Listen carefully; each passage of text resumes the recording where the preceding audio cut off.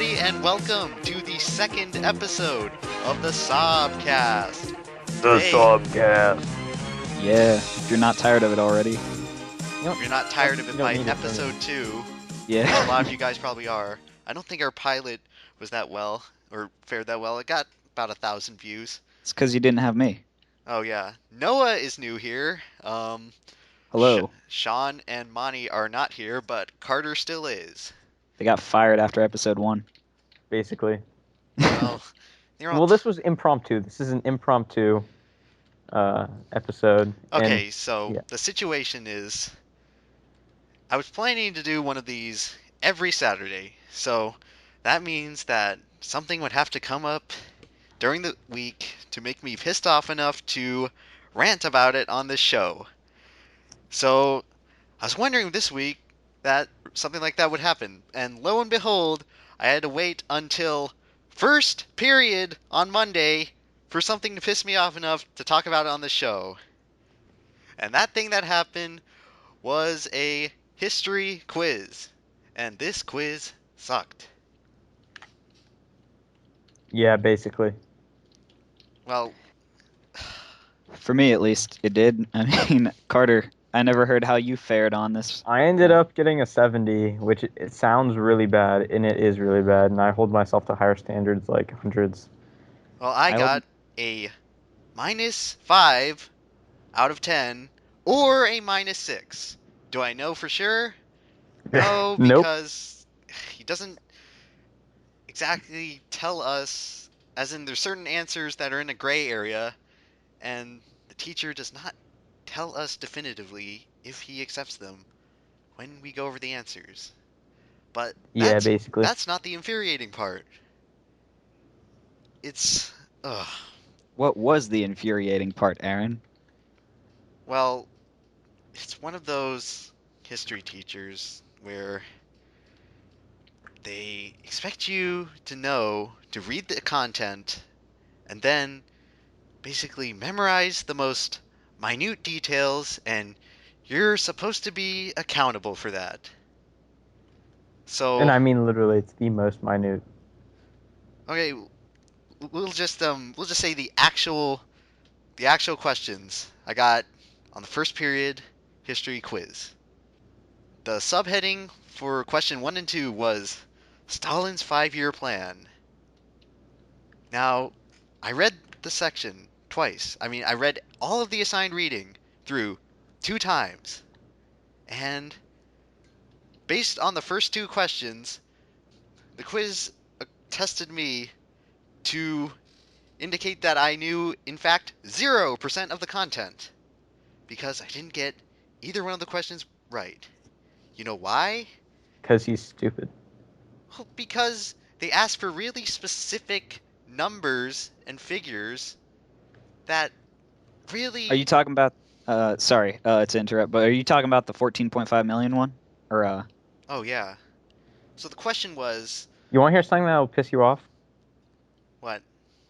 For our quiz, we got a 60 and 10% thing for the state versus collectivized farm, except he gave us the 10% of the for the state farm for the arable land. So we only had to know the 60. Oh, well, that was on ours, too. Oh, really? Oh, yeah, Yeah. so... Okay, I thought you had to know both of them. I thought that's what you said. so let's review. Question 1, Anyways. asking approximately, according to one random historian, how many people died, or how many Soviets died during Stalin's first 5-year plan? And the answer was 10 million or 14.5 million. 10 Because- million. depending on which textbook you have, because we have several different editions as well. Yeah, even though in reality they're both estimates, and really any number in between of that would technically be valid. No, teacher only accepts 10 or 14.5. And of course I got the question wrong entirely because I have like 1,000 numbers going through my head, because that's the type of learning that this teaching style conditions us to do. Memorize the exact minutia and tiny, tiny details. And I still don't get them all. Of course, I missed about half the questions on the test, two of which I'd say were fair. One of them I missed because of just a semantic issue, but the two opening questions for the quiz just made me instantly dead in the water. And of course, the second question, the correct answer was 60% and I guess 50%, and that's another zero credit for the question. Yeah, were you the guy that put 15 million instead of 14.5 million? No, I put 5 million. Oh, okay. Well, there's, you know, I that mean, one's a bit like real specific. The 15 million, it's just rounding up, right? Like, well, yeah, okay. I admit that, of course, maybe I could have studied a bit harder. You could argue that, oh, the numbers weren't that hard to remember. But still, it's an indication that it's just this system, it's inherently wrong to, in a history class, to treat it as if it were a math class where you have to know the exact specifics of the answer. And at least in math, it's justified where you go through a sequence of problem-solving steps, so you actually feel justified when you get the answer. But in history, it's, oh, did you pay attention to 100% of the text as you were reading it? If not, well, you're done. You're not getting higher than a 70. basically. yeah, Yeah. the particular teacher also tries to make the distinction of, oh, we're not going to do generalizations in this class, or, we'll focus on the important things. But I mean, real specific numbers like that, you know, how Well, important are they yeah, really? and that part's really baffling to me because when you look at what we're going to have to do for just the end of course exam, you have to write an essay. And when you're writing that essay, the grader is not going to care. It's going to be completely irrelevant if you whether or not you know if the Soviet Union um, made collective farms out of 50% of the land or 60% of the land. That's not going to matter. So I don't understand Yeah, why I this mean, teacher is quizzing us on that specific of information. yeah, if you don't know the specific numbers on like the real exam where it'll like actually matter, you're not just gonna spit out like the wrong information like he's just telling us to do instead, you know? Well, yeah, since it's I always have a feeling that like the point of history is just to connect the events and identify the cause and effect relationships, and you don't really have to pay attention to specific facts and figures like that. And I never understood why so many history teachers teach the course this way. I agree. I mean, I understand that we have to be somewhat accountable for the reading. It's an assigned reading, but there are better ways to test our understanding of the reading than just picking 10 obscure facts straight from the text with really no margin for error other than giving the direct quote. Yeah, and I mean, not to give like the wrong impression, because I mean, this teacher's a nice enough guy, but I mean, I feel like there's a better method to teaching than, hey, you read yourself and then I'll give you a quiz for the entire class period instead of, Basically. teaching you the material as a teacher. Okay, so that's my rant for the day. Had to call the Monday the Monday afternoon Sobcast session. All right, all right, all right. All right, I've now, Carter's got something to say. okay, Carter. Okay, so as you all know, if you watched the last episode, at least, I mean, if you watched like halfway through the last episode, which probably none of you did, you would know that I'm a Jaguars fan. And as a Jaguars fan, there was some pretty freaking big news today. The Jaguars traded Josh Scobie, their kicker. And you're thinking, oh, he's a kicker. Who cares? No, you know what? He's the all-time leading scorer for the Jacksonville Jaguars. I mean, he was drafted 11 years ago, 11 seasons ago, and I mean, he's been really clutch. And he struggled a little bit in 2013, but in 2014 he came back strong, and he's been performing well. And I don't trust this new kicker. I mean, I have seen him miss in practice all the time, and it's just I can't even. I mean, there are going to be games this year where it's going to come down to the last second, and the Jaguars are going to need to kick a game-winning field goal, and he won't be able to do it. The new kicker will not be able to. It'll be a kick that Josh Scobie would have made 10 out of 10 times. So you know what?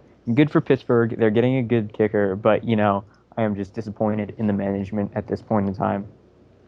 Yeah, well, That's my rant.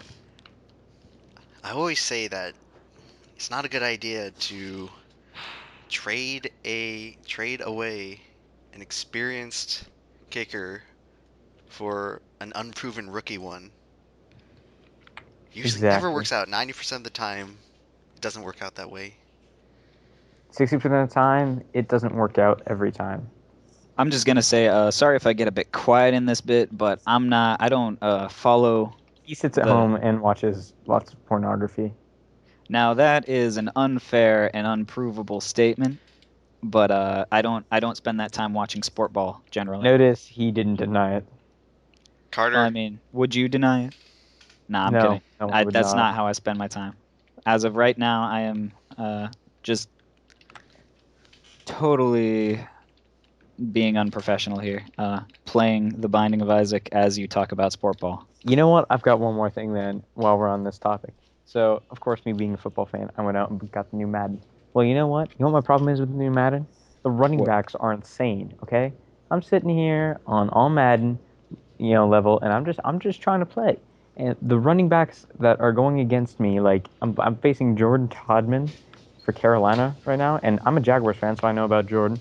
And he's just tearing my defense up, and I don't know how, because he's not that great. I mean, not even in this game, but he's running like freaking Adrian Peterson. I don't even know. I don't even know. But the It's game is improved, so yeah. well, yeah, it's because the numbers they put him in so that he'd be that good. No, they didn't. Carter. His numbers aren't even that great. I don't even. Whatever, whatever. well, yeah, All the right. the Madden games, don't they still use the same engine that they did from like 2005? I think they got a new. I feel like they got a new engine around 2012 or 2013, but I'm not sure. Well, anyway, I look at like the new gameplay, and I have Madden '09 for PS2, and the player movements and physics look exactly the same. Trust me. Okay, the one thing that I like about this is the last Madden I got was Madden 13, and whenever I tried to backpedal with the quarterback in the pocket to avoid a sack, it would like cause me to run forward somehow. I don't know. It didn't make sense, and that was something that really pissed me off. It really pissed me off. But it's not like that anymore, so I'm glad. It makes me happy. Okay, so Noah, do you Yeah. have anything to talk about on the show? Well, not that much, but I mean, since we're on the topic of video games, I don't know if any of you guys have heard much about No, the no, they are pre-order. all 12-year-olds, okay? They are all 12-year-olds on the internet. They have all heard about it. I was They talking all about know you about the guys. I don't know if you guys have heard of the pre-order plan for that's going on Battlefield. for. No, I was gonna say Deus Ex. No, no, no one cares. No. What? Battlefield. Nobody That's what cares, even though they're like cordoning off like entire sections unless you pay like just ludicrous amounts. Like in the idea of blending like something good like Kickstarter with their like awful pre-order pay model. No, nobody cares. All right, that's no cool. one. Well, I have a Literally no one. friend in the YouTube poop community who likes Deus Ex. Yeah, he's probably gonna be real mad about this because if enough people don't even like it's also if enough people pre-order it, you'll get something. So if just enough people don't put money down before they even see the product, he's gonna be missing something. Did you hear about the So guy is this the game? who Is this the game that's gonna go offline once all the players die?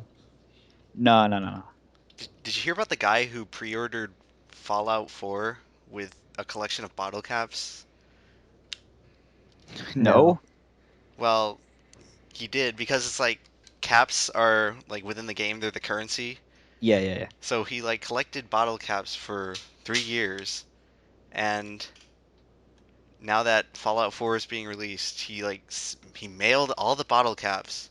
It was like 2,000 bottle caps to Bethesda, and asking if that would count as a pre-order for the game, and they let him have it. Really? When in reality, the metal that the bottle caps was worth was like 31 cents, and the game was like $70. You know what? He deserves it. He put some serious effort into that. Yeah. Yeah, that that makes Bethesda cool to me at least. Yeah, that's a cool thing to do. Really, I Okay. think they're pretty stupid.